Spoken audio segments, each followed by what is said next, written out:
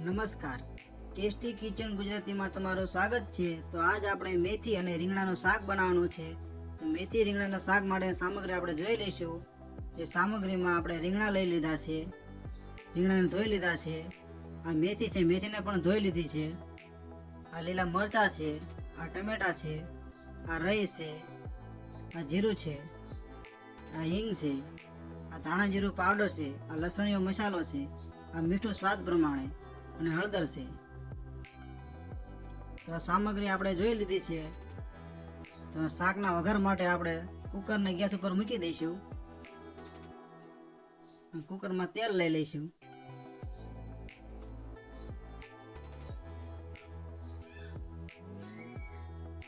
તેલ આપણે જેટલું જરૂર હોય તેટલું લઈ લેવાનું છે।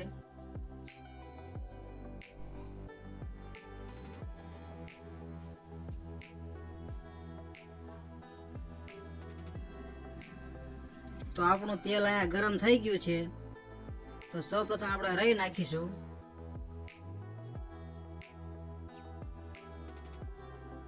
રાઈ નાખ્યા પછી થોડુંક જીરું નાખીશું।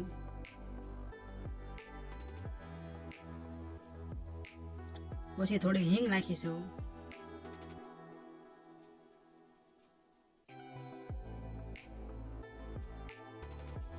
પછી મરચાં નાખી દઈશું।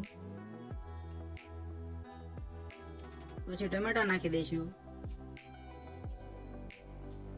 પછી આ રીંગણા નાખી દઈશું જે આપણે ધોઈ લીધા છે।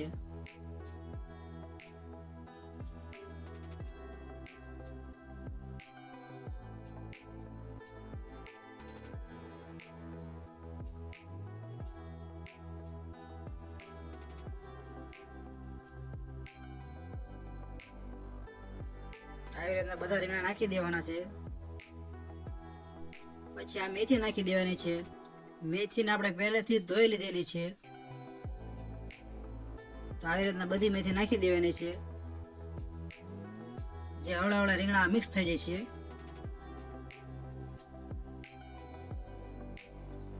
પછી થોડીક હળદર નાખી દઈશું।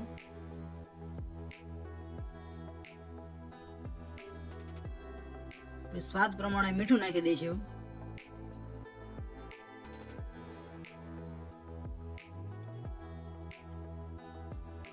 પછી આ લસણીયો મસાલો છે, લસણીયો મસાલો નાખી દઈશું।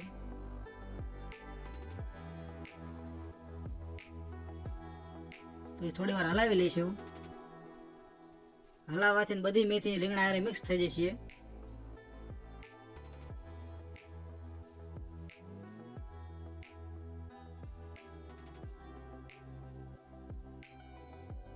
હવળે હવળે હલાવતું રહેવાનું છે।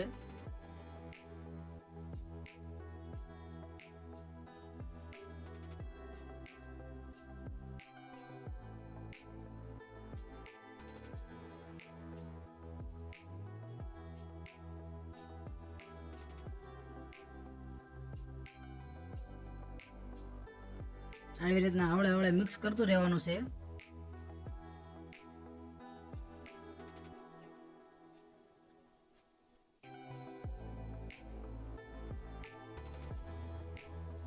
થોડુંક પાણી નાખી દઈશું।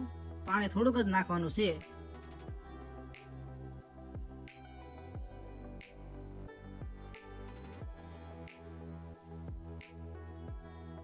તો 3 સીટી થાય એટલી વાર માટે આપણે કુકરને ઢાંકી દઈશું।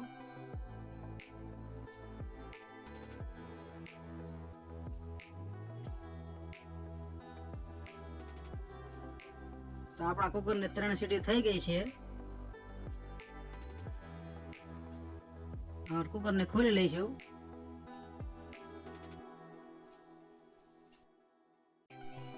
તો મેથી રીંગણનું શાક આપણું અહીંયા બનીને તૈયાર થઈ ગયું છે।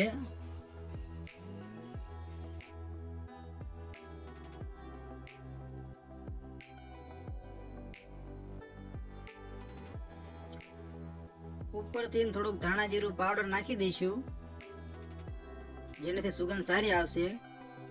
જો તમને અમારા મેથી રીંગણના શાકનો વિડીયો પસંદ આવ્યો હોય તો વિડીયોને એક લાઈક કરજો અને આવા ને આવા નવા વિડીયો જોવા માટે અમારી ચેનલને સબસ્ક્રાઈબ કરજો। વિડીયોને પૂરેપૂરો જોવા માટે તમારો ખૂબ ખૂબ આભાર।